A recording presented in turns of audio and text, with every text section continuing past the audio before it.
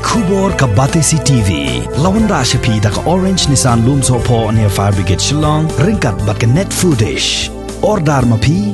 Minwan ra mangi hakerdog ying jongpi.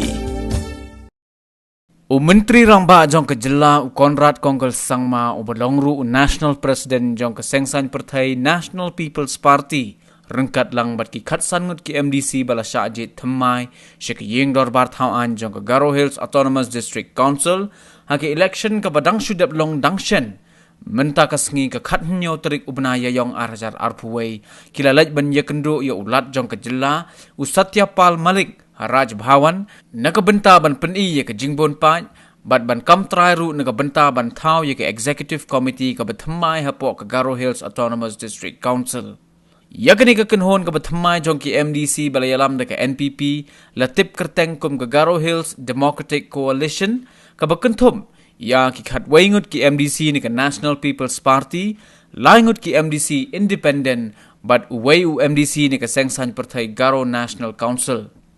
Kani ka kanhon kalajed ru ya Rakesh E Sangma ban shimti kumu chairman u bathmai jong ka council katba ye ka shuki chief executive member lapan khamti ha u Benedict Marak katba u Nikman Marak pat ulasha jed kumu deputy chief executive member.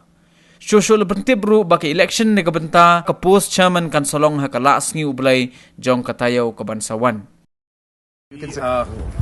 We have just met the Honorable Governor along with 15 MDCs, 11 from the NPP, 1 from the GNC and 3 independents.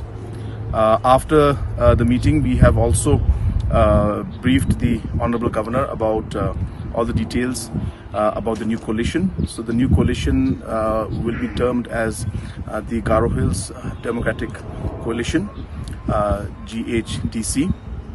At the same time, we have also unanimously decided that Benedict Sangma, who is Benedict Marak, who is the MDC from Raksamgre constituency, will be the new CEM. He was unanimously elected by all of the MDCs. At the same time, Shri Rakesh E Sangma will be the chairperson of the district council, and we have also decided that Shri Nikman Sangma, Nikman CH Marak will, from the GNC, will be the deputy CEM of the district council. So these decisions were taken. We have also decided to come out with a common minimum program. Those points are being worked out, and the entire details have already been made, and we have arrived at a common minimum program also. We will be releasing that shortly to the press. So the election of the chairman will be held on Monday at 11 a.m. in Garo Hills Autonomous District Council in Tura.